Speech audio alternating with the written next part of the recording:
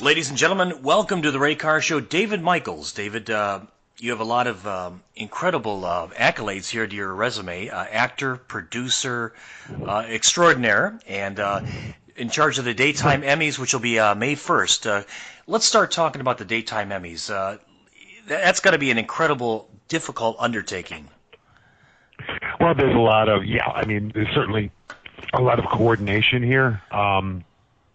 Because we run the entire competition, and that's one whole chunk of the year, and now we're putting together the show, which is another major undertaking. Daytime soap operas have changed dramatically over the years. Let's talk about the transformation from the early days in the early '60s to now. I mean, how do you look at the daytime lineups now? Well, it's definitely, the face of it is changing.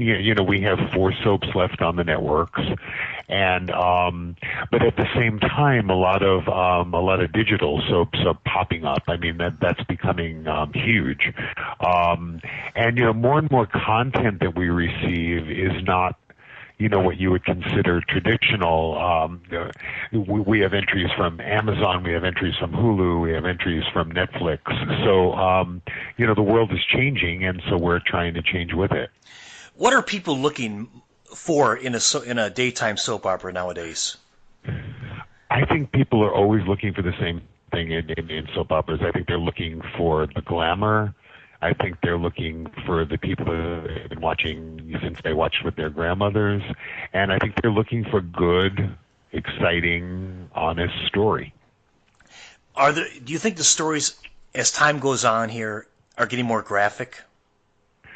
Well, I don't know if I would say they're getting more graphic. They're getting more real, I think. I think, way back in the old days, everything was kind of on the surface. And certainly the daytime dramas dive into social issues better than I think any other programs on television. They were the first ones to conquer AIDS when nobody would say that word on television, So, I mean, I think that they really delve into the issues better than any other form, and partially because they have the time. They can make these story arcs as long or as short as they want to. So, in this particular genre, if you're following something, it can go on for months, which is amazing because, you can actually see things happening in real time, as it were. Where I don't think primetime dramas have that capability, because they do so many fewer episodes. That's very true because the soap's on every day. What was the first soap to really break through is like something people absolutely had to watch every day? Oh, wow. That's a hard question. Because in the heyday, what did we have, like 15 soaps going at the same time? Yeah. But, General Hospital and Days of Our Lives, they've been around, absolutely, forever. Young and the Restless is in its 40-something year, and Bold and the Beautiful is in its 30-something year. Gosh, I don't know. This whole phenomenon started with radio dramas. That's right. That's right. Way back when. In the 30s, Then it morphed into television, Right.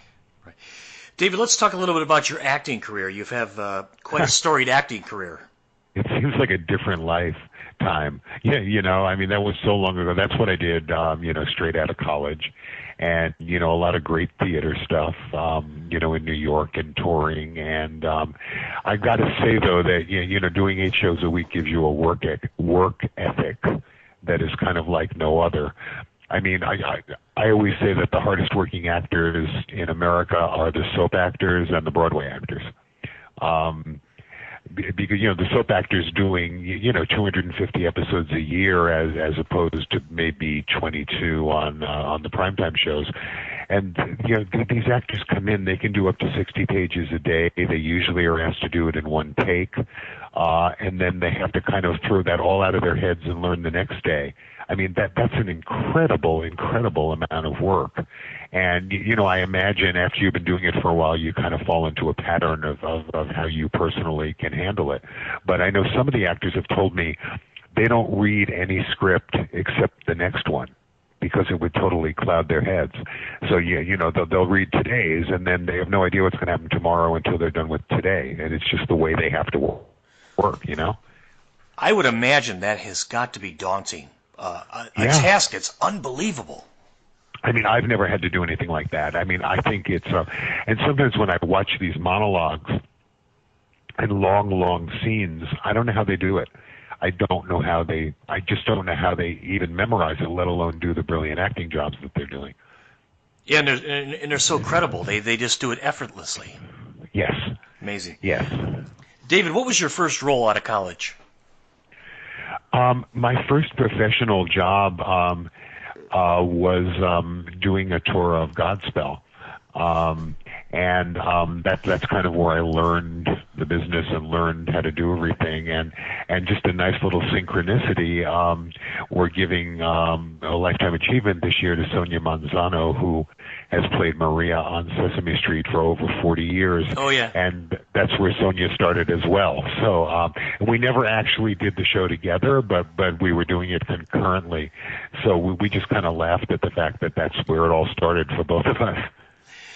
I think the stage is probably a great place for any actor to start because they really realize it's a humbling experience. Yes, absolutely. And, a lot of people think actors are always making a lot of money, which, on the contrary, they're not. No, they're not. They're absolutely not.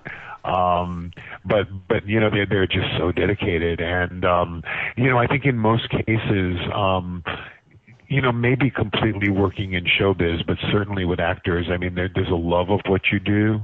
And I think the love of what you do kind of gets you through no matter what's thrown at you.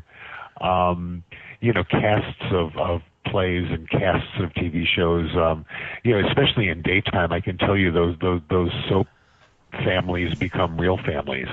And you start spending more time with that family than your real family, just out of necessity.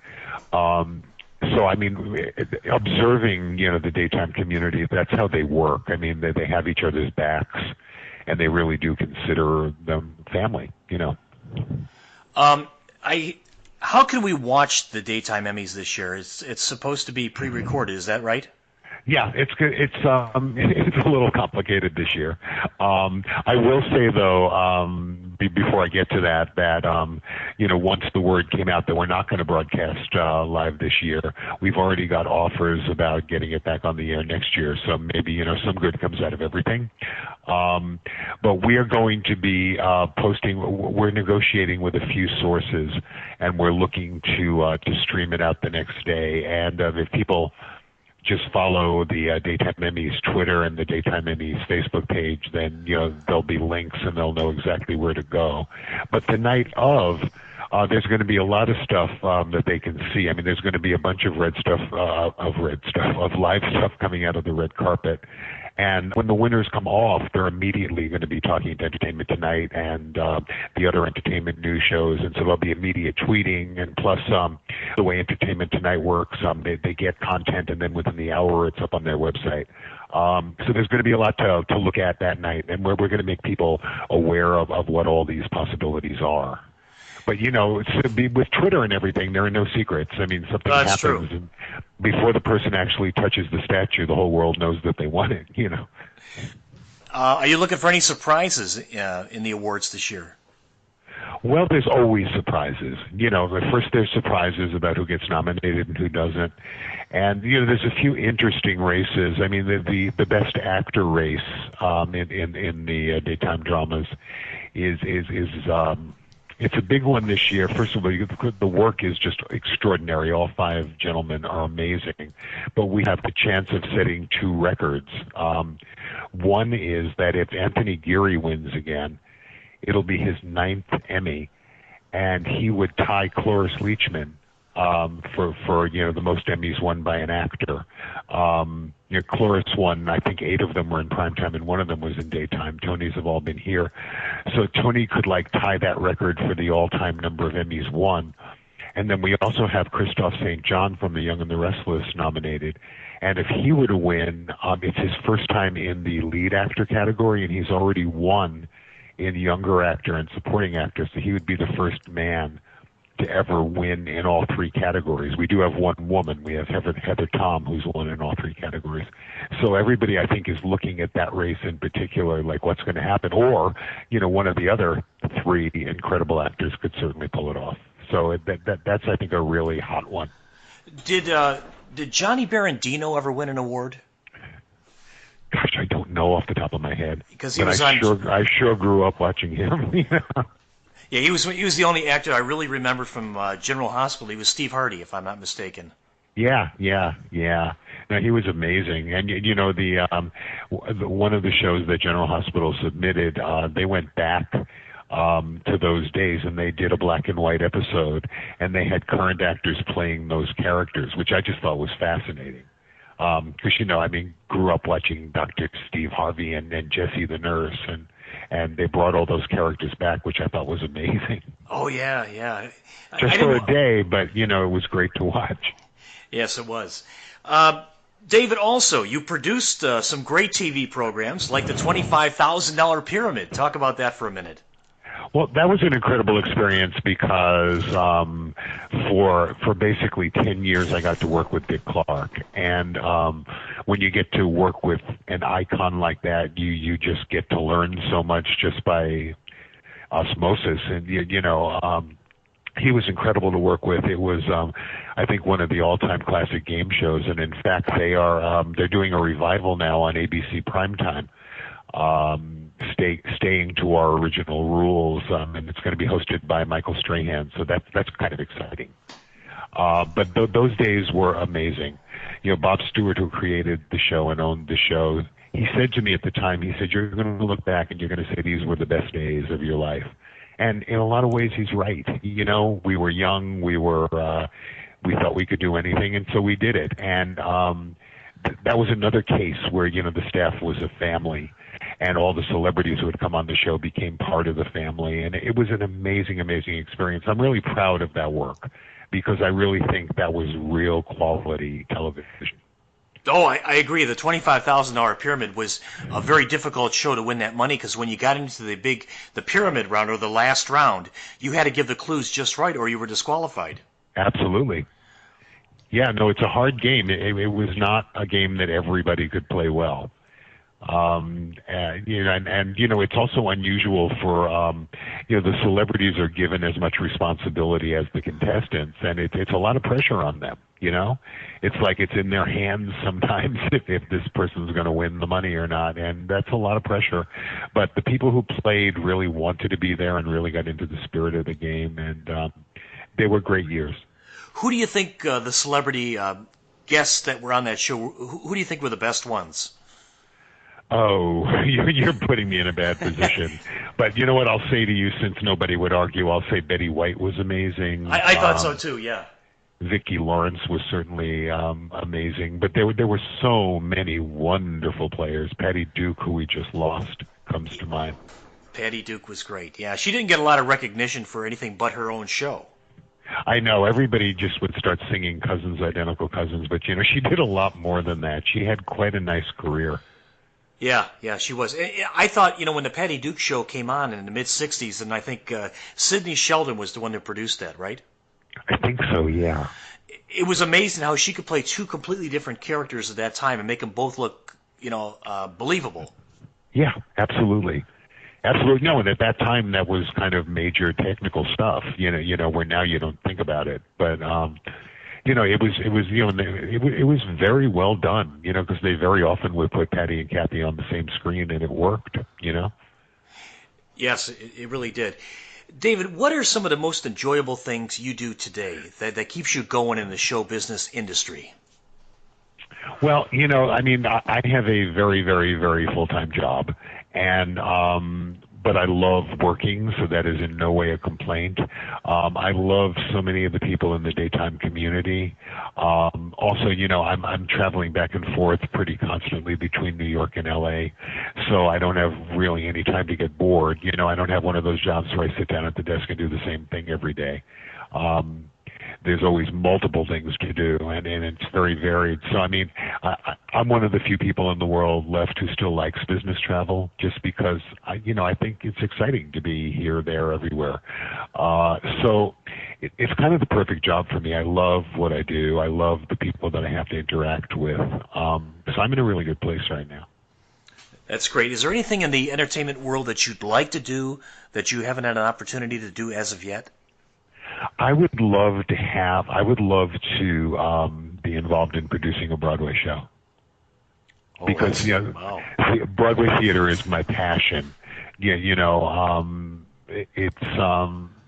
my favorite thing to do in my spare time, and I would love to actually have an experience producing there. They say that that's got to be one of the most difficult things to do. Oh, absolutely. Absolutely. But, I mean, it's just I'm fascinated with that world, and I so admire what all those people do and, what it takes to do it. But a Broadway show is similar to live television. It's like, there's no turning back. There's no doing over. But, again, the stamina of doing that show 8 times a week is extraordinary.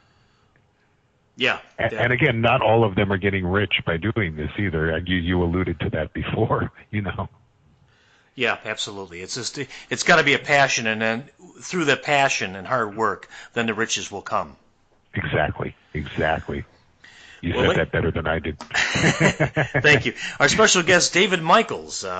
David has a long, long list of great accomplishments, including working on the daytime Emmys, which will be May 1st. Actor, producer, and I failed to mention that you produced the show Vicky and Lisa. Is that right? Yeah, that came after the game show stuff. Absolutely. Yeah. I obviously knew Vicky from all of her visits to Pyramid, and Lisa and I have done a number of projects together. She's a very, very special woman. And, that's a whole other, world. Producing a talk show is another very pressure-filled job. Because, usually there's a team of producers and everybody's responsible for a show a week, per se. And it's very fast-paced and very high pressure, and I found in a lot of cases very competitive just within the staff, like who's going to do the best show this week. So yeah, that's a whole different world. And now there are many, many, many more talk shows. And again, they end up on tight production schedules and doing a lot of things at the same time and a lot of things at once. So yeah, I guess any producing job is a pressure job, and when you boil it down, David, I would imagine doing a talk show, you have to get the right guest for the host. I mean, for the host to really feel like it's going to be a fit for them. Yeah, you've got to get the right guest for the host. You've got to, most of them are themed, rather than just a guest a day. So, if it's a format like Ellen, that's a little bit different. It's just who does Ellen want to play with today? But a lot of the talk shows are themed, and there's a theme for the day, and so the bookings are essential. Especially if you're adding in real people, you want somebody who can perform under the pressure, but still make it real. So it's a whole different thing, actually, booking and working with civilians and booking and working with celebrities. But on the talk shows, it was a mix of that. Yeah, that's got to be difficult because you want to get the right guest on first. Right. And have the subsequent guests come after it so it'll fit. Otherwise, the show doesn't. It seems like it's out of place or out of sync. Yeah. Absolutely, but you got to really know your host, and you got to really know what your host relates to, and you have to know how to how to write the segments for the host. And because it's different with every single one. Vicky needed things that Lisa didn't need, and vice versa. Yeah, definitely. And I think the show that I grew up watching was Merv Griffin. Oh, sure. See, I love those shows. I mean, that's really variety, which is kind of dead at the moment. If more of those shows were on, that's what I would watch every day. I used to love watching Merv Griffin and Mike Douglas and Dick Cavett. Dick Cavett. I mean, he's still out there doing brilliant stuff. But no, I loved his show because he was kind of the bad boy. He was always a little naughty. You never knew what he was going to say or do. Yeah, yeah. I was watching some of his old episodes of his show back in the late '60s. He had Groucho Marx on, and I could not believe how candid and how open Groucho was, and he was still really sharp at that time. Yeah, It was there's amazing. that, and there's a very famous interview with Katharine Hepburn that he did, because she really didn't do interviews, and she finally agreed to do it, and he really charmed her and won her over and got her to talk about all kinds of things. That's amazing stuff. Well, David, I thank you on behalf of our listeners in Cleveland, Ohio, for spending some time with us. Well, thank you. I'd love to do it again. I really appreciate your asking, and I guess we'll have a lot more to say after May 1st. Okay, David, thank you so much, and I wish you the very best, and I can't wait to talk again.